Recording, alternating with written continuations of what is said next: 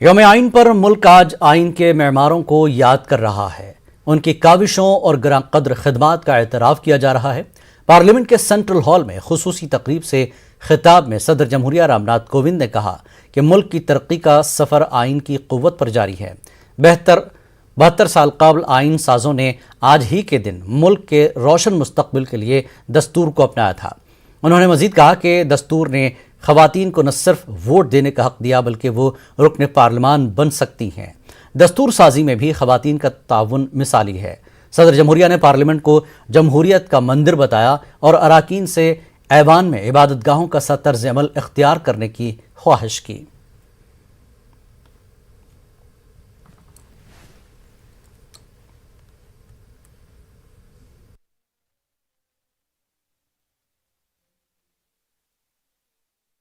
इसी central hall में 72 वर्ष पहले हमारे संविधान निर्माताओं ने स्वाधीन भारत के उज्जवल भविष्य के दस्तावेज को यानी हमारे संविधान को अंगीकार किया था तथा भारत की जनता के लिए आत्मार्पित किया था। हमारे देशवासियों ने जब अपनी नियति के निर्धारण का अधिकार हासिल किया, उस समय का भारत लंबे विदेशी शासन के दौरान किए गए शोषण से त्रस्त था। उस समय हमारे देश के करोड़ों लोग गरीबी और निरक्षरता का दंश भोग रहे थे। उस स्थिति को बदलने के लिए तथा राष्ट्र निर्माण के लिए लोगों में उत्साह जागृत हो चुका था। हमारे कर्मठ देशवासियों को एक संवैधानिक संरचना की आवश्यकता थी। लगभग 7 दशक की अल्प अवधि में ही भारत के लोगों ने लोकतांत्रिक विकास की एक ऐसी अद्भुत गाथा लिख दी जिसने समूची दुनिया को विस्मित कर दिया। मैं ये मानता हूं कि भारत की यह विकास यात्रा हमारे संविधान के बल पर ही आगे बढ़ती जा रही है। देवियों और सज्जनों, हमारे संविधान में वे सभी उदात्त आदर्श समाहित हैं जिनके लिए विश्व के लोग भारत की ओर सम्मान और आशा भरी दृष्टि से देखते हैं। हम भारत के लोग ये गर्व से कह सकते हैं कि हमारे संविधान के निर्माण में फाउंडिंग फादर्स के साथ साथ फाउंडिंग मदर्स ने भी अपना योगदान दिया है। यौम आइन के मौके पर खिताब करते हुए वज़ीर-ए-आज़म नरेंद्र मोदी ने आइन के मेमारों को सलाम किया। उन्होंने मुंबई दहशतगर्दाना हमलों में शहीद होने वालों को भी याद किया।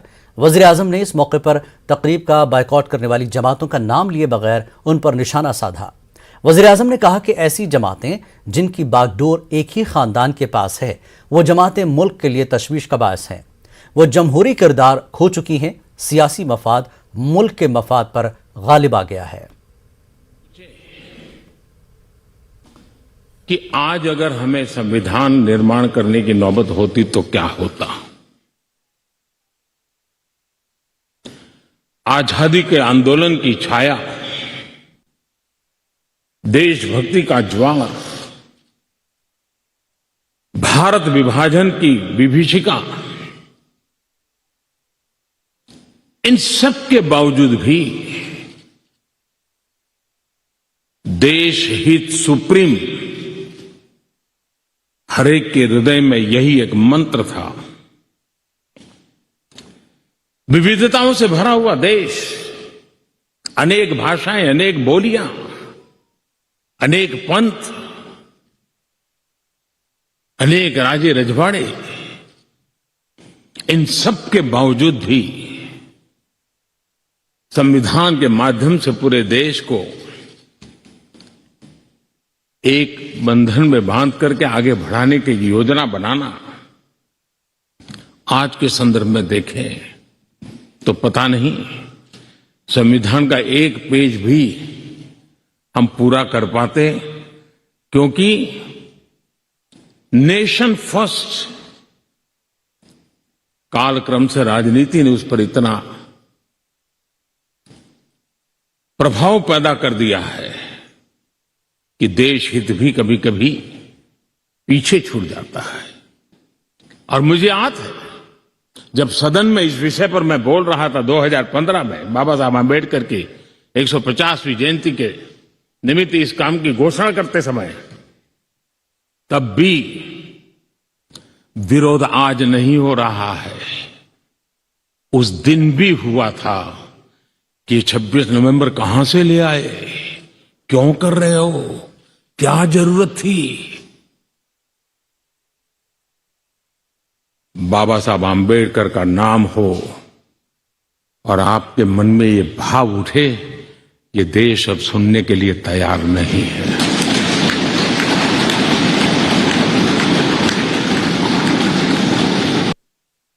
भारत एक ऐसे संकट की तरफ बढ़ रहा है जो संविधान को समर्पित लोगों के लिए चिंता का विषय है, लोकतंत्र के प्रति आस्था रखने वालों के लिए चिंता का विषय है, और वो है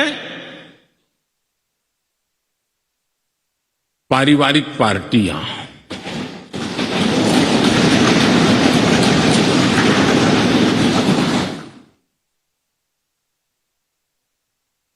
राजनीतिक दल, party for the family, party by the family.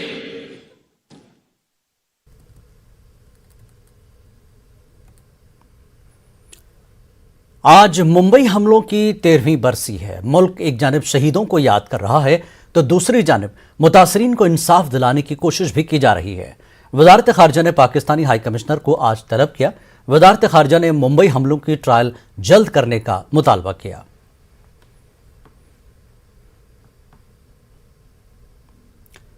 थाने और फिर मुंबई के पुलिस कमिश्नर रह चुके परमबीर सिंह, जिनके खिलाफ अभी हाल ही में अदालत ने फरार मुलजिम का नोटिस जारी किया था, वो अचानक कल से सामने आ गए हैं। गुज़श्ता रोज मुंबई में पेशी के बाद आज वो थाने पहुंचे। यहां के थाने नगर और कोपरी, इन दो पुलिस स्टेशनों में उनके खिलाफ जबरी हफ्ता वसूली का मामला दर्ज है। बताया जाता है कि थाने पुलिस जोन 1 के डीसीपी अविनाश आंबोरे परमबीर सिंह से पूछताछ करेंगे। परमबीर सिंह ने थाने की अदालत में उनके खिलाफ जारी करदा नाकाबिल जमानत वारंट मनसूख करने की दरख्वास्त दाखिल की है। परमबीर सिंह ने जस्टिस राजेंद्र तांबे के सामने दरख्वास्त दायर की। ये जो 2018 में जब परमबीर सिंह थाना कमिश्नर था तो उसका काम धंधा ये था, रवि पुजारी जो उसका पार्टनर है उसके साथ मिलके, आपने देखा होगा थाना में काफी केसेस है जिसमें कॉमन एलिमेंट है रवि पुजारी, जो रवि पुजारी प्रदीप शर्मा का और परमबीर का खुद का पार्टनर है। वो लोगों को फोन करवाते हैं, बिजनेसमैन को, फिर उनको अरेस्ट करते हैं, बोलते कि रवि पुजारी तुम्हारा पार्टनर है, तुमने किसी को धमकी दी थी, अगर तुम्हें इस केस में मौका नहीं लगाया जाए तुम पे, तो जो XYZ अमाउंट होगा वो आदमी देख के मांगते, जिस तरह जैसे उन्होंने मुझसे 10 करोड़ रुपए डिमांड किए थे। आपसे डायरेक्टली मांगे थे क्या? आपका कभी सीधा संपर्क हुआ था? बिल्कुल मैडम, एकदम डायरेक्टली पर्सनली मांगे थे पैसे मुझसे अपने कैबिन में, जिसकी डिटेल्स मैंने सारी स्टेट CID को और इन्वेस्टिगेशन एजेंसी को दी हुई है। और इस पूरी जानकारी के लिए हमारे साथ हमारे नुमाइंदा अमित हमारे साथ जुड़ चुके हैं। अमित, जिस तरह से अचानक परमबीर सामने आए हैं और अब उन पर लगातार सवाल उठ रहे हैं, एक तो उन्होंने जमानत की अर्जी भी लगाई हुई है और फरार मुलजिम का नोटिस उनके सामने है, क्या कुछ तैयारी पुलिस की अब है परमबीर को लेकर? देखिए निश्चित तौर पर जब से सुप्रीम कोर्ट से उनको राहत मिली है, वो कल मुंबई आए। मुंबई आने के बाद जो गोरेगांव पुलिस स्टेशन का मामला था वहां वो अपीयर हुए और उनसे लगभग 7 घंटे पूछताछ हुई। जो सवाल पूछे गए उन्होंने अपने हिसाब से जवाब दिए हैं उसमें, और उन्हें एक नोटिस देकर घर छोड़ा गया था कि आपको जब भी बुलाया जाएगा आप आएंगे। दूसरा मामला उनका दर्ज है थाने में। थाने में 2 एक्सटॉर्शन के मामले दर्ज हैं, जिसमें सोनू जलाल और कुछ लोगों का नाम है जिन्होंने प्रदीप शर्मा और पूर्व जो पुलिस कमिश्नर थे यहाँ पे थाने के परमबीर सिंह और जो अंडरवर्ल्ड डॉन थे रवि पुजारी समेत 28 लोगों पे करोड़ों रुपए की उगाही का मामला दर्ज है। उसी मामले में आज सुबह से जो है जो बनी है लगातार कर रही थी, और चूंकि मुंबई और थाने दोनों इनके खिलाफ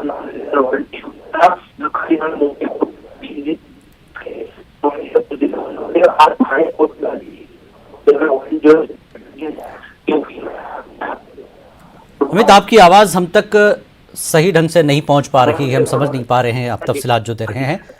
बहरहाल जिस तरह से शिकायतें आई हैं, अब जैसा कि बताया गया है कि डीसीपी अविनाश आंबोरे जो है पूछताछ करेंगे परमबीर सिंह से, और थाने शहर के 2 पुलिस स्टेशनों में इनके खिलाफ मुकदमा भी दर्ज है, और मुंबई से कबल वो थाने के पुलिस कमिश्नर भी रह चुके हैं।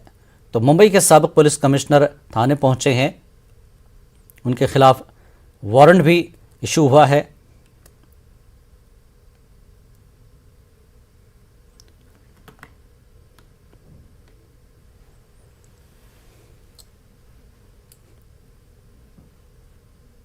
और आगे बढ़ेंगे। कई मांगों को लेकर किसान तहरीक को आज 1 साल मुकम्मल हो गया है। इस मौके पर मुजाहिरीन की बड़ी तादाद दिल्ली की सरहदों पर जमा हुई है। तहरीक के 1 साल मुकम्मल होने पर किसानों ने मुल्क भर में प्रोग्रामों का इनेकाद करने का मनसूबा बना रखा है। रैलियां, धरने और दीगर प्रोग्राम मुनक्किद किए जा रहे हैं। संयुक्त किसान मोर्चा ने दिल्ली चलो की कॉल दी है, जिसके तहत हजारों की तादाद में किसान दिल्ली के अलग अलग बॉर्डर पर जारी किसान आंदोलन में शामिल हो रहे हैं। तवक्को है कि हजारों ट्रैक्टर दिल्ली की सरहदों पर पहुंचेंगे। किसान गुज़श्ता 1 साल से दिल्ली की 3 सरहदों सिंघू, टिकरी और गाजीपुर बॉर्डर पर डेरे डाले हुए हैं। मरकज़ के 3 नए ज़रई क़वानीन के खिलाफ यह एहतजाज गुज़श्ता साल 26 नवंबर को दिल्ली चलो प्रोग्राम से शुरू हुआ था। हालांकि मरकज़ ने हाल ही में तीनों ज़रई क़वानीन को मनसूख करने का ऐलान किया है, जिसे बाद में मरकज़ी काबिना में भी मंजूरी मिली है।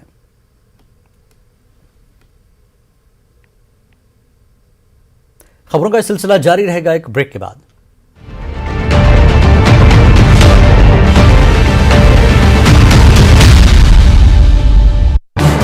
इस न्यूज हेडलाइंस के प्रायोजक पेट सफा आयुर्वेदिक जूस। पेट सफा, हर रोग दफा।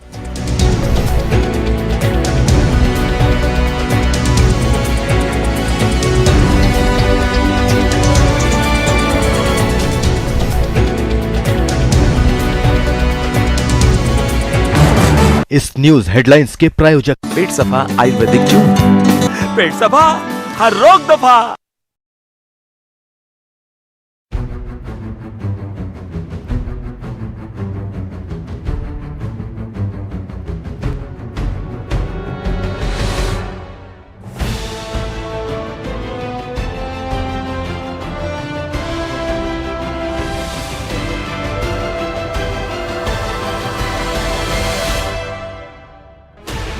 Sixteen channels, 15 languages, 26 states, 1,200 plus reporters, 66.9 crore viewers. India's largest news network, News 18 Network.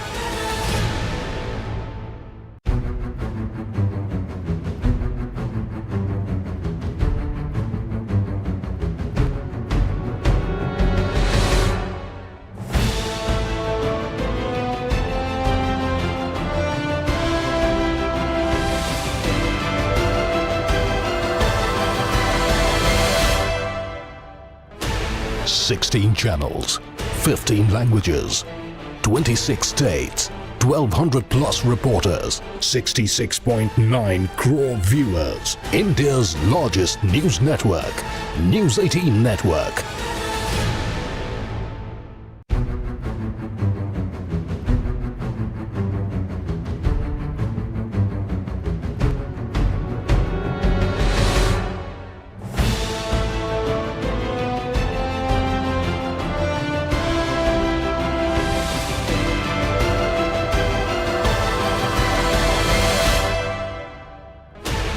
Sixteen channels, 15 languages, 26 states, 1,200 plus reporters, 66.9 crore viewers. India's largest news network, News 18 Network.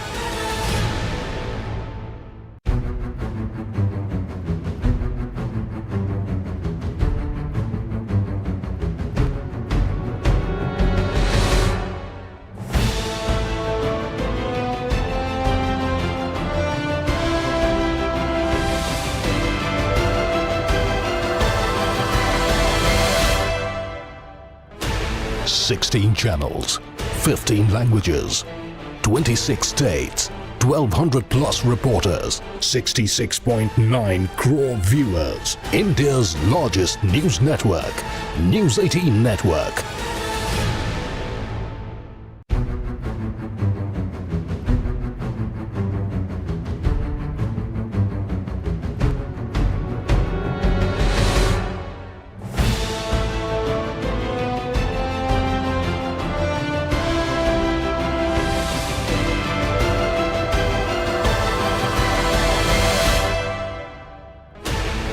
Sixteen channels, 15 languages, 26 states, 1,200 plus reporters, 66.9 crore viewers. India's largest news network, News 18 Network.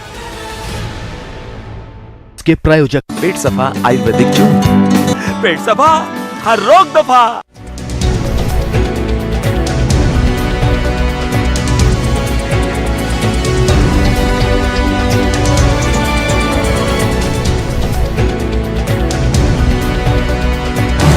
इस news headlines के प्रायोजक पेट सफा आयुर्वेदिक जून। पेट सफा हर रोग दफा। ऐसी कोई field नहीं है जहाँ पे महिलाएं नहीं, चाहे जजेस का मामला हो, चाहे प्लेन उड़ाने का मामला हो, चाहे फाइटर जेट का मामला हो, चाहे आर्मी का हो, हर जगह पे महिलाओं को जो है आगे बढ़ाने का काम जो है किया जा रहा है। महिलाओं की हिस्सेदारी और अच्छे तरीके से हो तो उसमें कंपल्सरी लाने का काम किया। तो यही एक जरिया, यही एक तरीका होता है कि हम रिजर्वेशन दें, हम उनको आगे लाने का ये करें, साथ में एक बरोबर का सम्मान मिले, एक बरोबर का न्याय देने का काम करें, तभी जाके वो इक्वलिटी आएगी ना।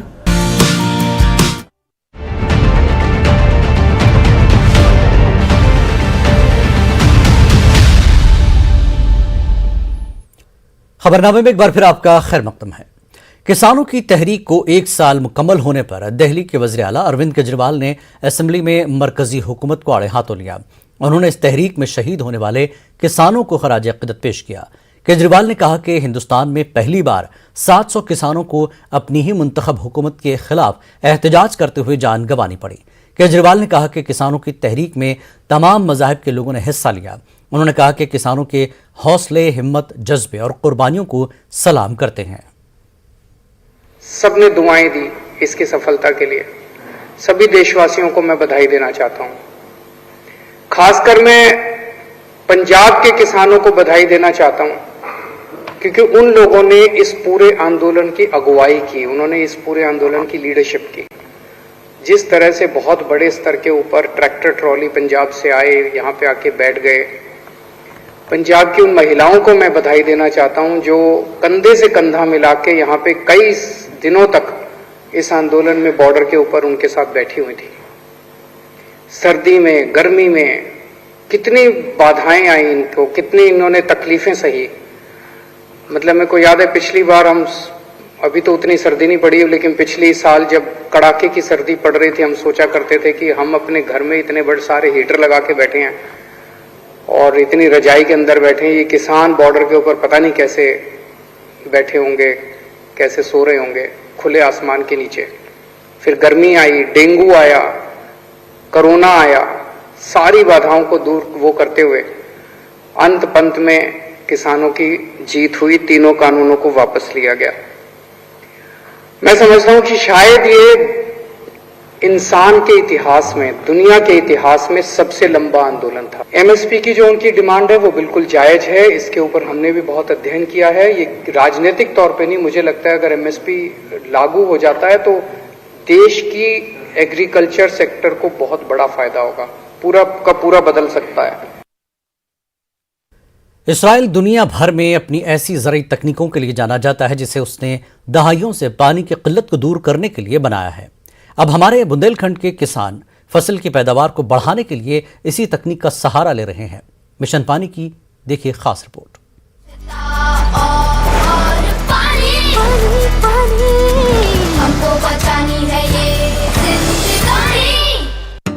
बुंदेलखंड में विशेष समस्या पानी की कई सालों से रही है।